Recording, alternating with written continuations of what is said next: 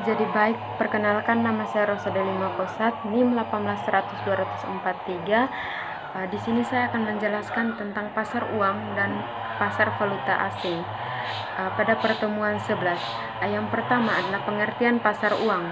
Pasar uang merupakan penjualan dan pembelian surat-surat berharga tidak di dalam pasar tertentu, tetapi melalui sarana elektronik. Surat berharga tersebut berharga jangka pendek, artinya tidak lebih dari 1 tahun. Peserta dalam pasar uang adalah bank dan atau lembaga-lembaga keuangan yang memerlukan dana jangka pendek. Yang berikutnya adalah tujuan pasar uang.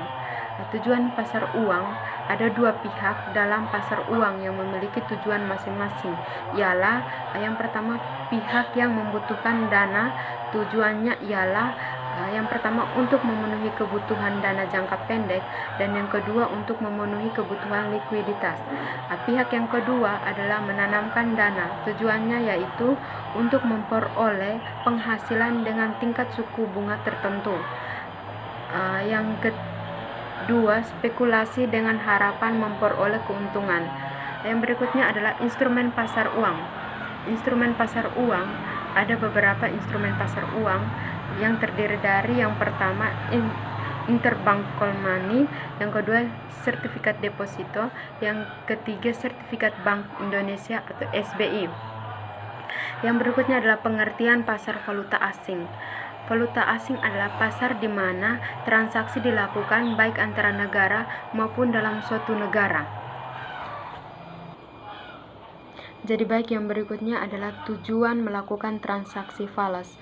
Yang pertama untuk transaksi pembayaran, dan yang kedua untuk mempertahankan daya beli, yang ketiga pengiriman uang ke luar negeri, yang keempat mencari keuntungan, yang kelima pembayaran risiko, yang keenam kemudahan berbelanja.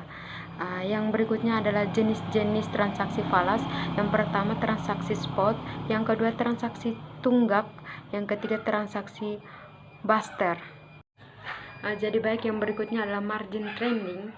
Margin trading merupakan kegiatan pembelian falas secara terus-menerus dalam suatu pasar dan dijual kembali dengan segera di pasar lain dengan harga yang lebih tinggi.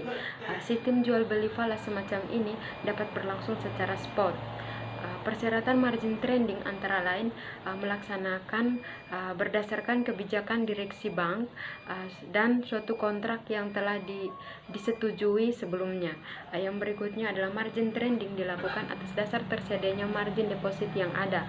Yang berikutnya adalah untuk kepentingan nasabah, margin trading ditetapkan setinggi-tingginya 10 kali dan dari margin deposit nasabah disetor ke bank. Jadi baik, yang berikutnya adalah interaksi antara pasar falas dan pasar uang. Jadi pemilihan dana dalam pasar falas selalu berkaitan dengan pasar uang. Artinya jika kita hendak menginvestasikan uang kita di pasar uang, maka kita akan selalu mempertimbangkan kegiatan yang terjadi di pasar falas. Demikian pula sebaliknya. Baik, terima kasih atas kesempatan diberikan. Ini adalah penjelasan saya buat pertemuan 11 tentang pasar falas dan pasar uang.